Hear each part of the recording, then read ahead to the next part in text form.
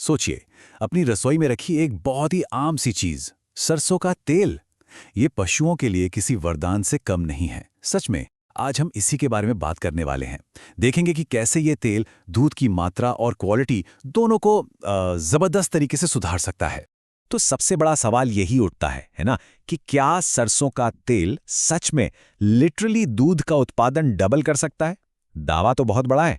तो चलिए आज इसी की तह तक जाते हैं, पता करते हैं कि इसमें कितनी सच्चाई है और सबसे जरूरी इसका सही तरीका क्या है।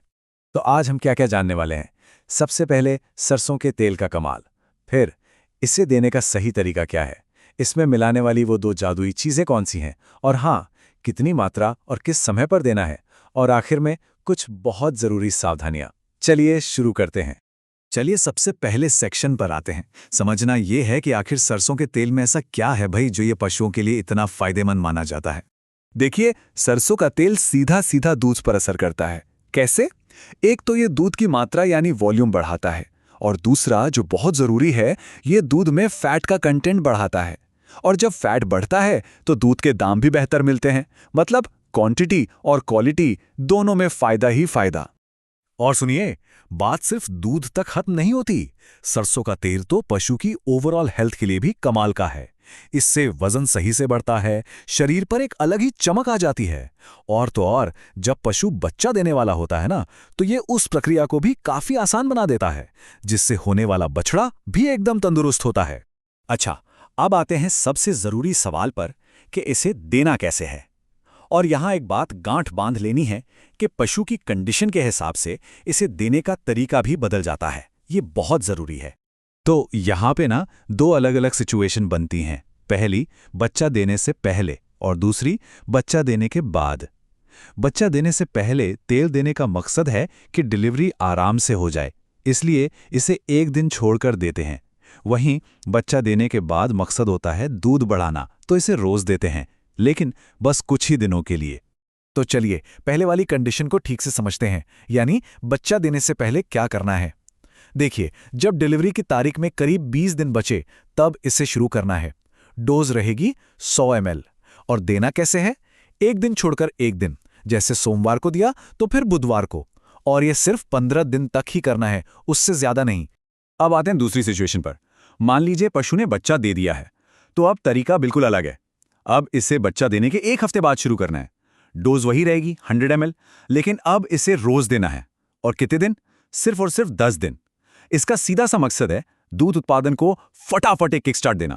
चलिए अब कहानी में एक और मजेदार मोड़ लाते हैं। सरसों के तेल का असर और भी जबरदस्त कैसे बनाया जा सकता है? तो इसके लिए इसमें दो और जादुई चीजें मिलाई जाती हैं। और जब ये मिल जाती है ना, तो मामला एकदम सोने पे सुहागा वाला हो जाता है। तो पहली जादुई चीज है गुड़। जी हाँ, वही अपना गुड़। ये पशु को इंस्टेंट एनर्जी देता है। इसमें सुक्रोज, फास्फोरस, कैल्शियम जैसे कई जरूरी न्यूट्रिएंट्स होते हैं। और जब ये सरसों के तेल के साथ मिलता है तो दूध बढ़ाने की रफ्तार को और तेज कर देता है। और दूसरी चीज है खाने वाला सोडा, बेकिंग सोडा। अब इसका काम क्या है? इसका मुख्य काम है पशु के डाइजेशन यानी पाचन को दुरुस्त रखना। सीधी सी बात है, जब पाचन अच्छा होगा तो जानवर जो भी खाएगा वो उसके शरीर को लगेगा, और इसका सीधा फायदा दूध उत्पादन पर देखने को मिलेगा। ठीक है, तो अब हमें तीनों चीजें पता चल गई हैं, सरसों का तेल, गुड़ और खाने वाला सोडा। अब सबसे जरूरी हिस्सा आता है, इन्हें मिलाना कैसे है, कितनी मात्रा में और किस समय पर देना है। चलिए इसे समझते हैं। गुड़ की बात करें तो एक सामान्य आकार के पशु के लिए रोज का लगभग 250 से 300 ग्राम गुड़ काफी रहता है। इस मात्रा को ध्यान में रखना है। तो अब फॉर्मूला कैसे बनाना है, ध्यान से सुनिए। सरसों का तेल और गुड़ ये तो रोज मिलाना है, लेकिन खाने वाला सोडा वो रोज नहीं देना है, उसे हफ्ते में सिर्फ 2 बार मिलाना है। और ये पूरा मिक्सचर देने का सबसे अच्छा समय है शाम का, जब पशु आराम से खा पी चुका हो और दूध का काम भी हो गया हो। एक बहुत जरूरी बात, जो पशु गर्भवती है उसे गुड़ नहीं देना है, बिल्कुल नहीं। सोडा हफ्ते में 1 बार दे सकते हैं।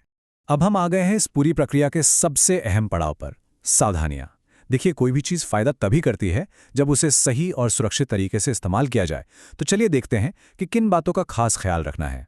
सबसे पहली और सबसे बड़ी चेतावनी, ये कोई फीड सप्लीमेंट नहीं है जिसे आप रोज देते रहें, बिल्कुल भी नहीं।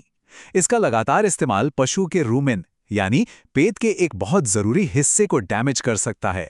तो साफ साफ समझ लीजिए, ये एक शॉर्ट टर्म इलाज है, रोज की आदत नहीं। कुछ और नियम भी हैं, इन्हें भी याद रखना है।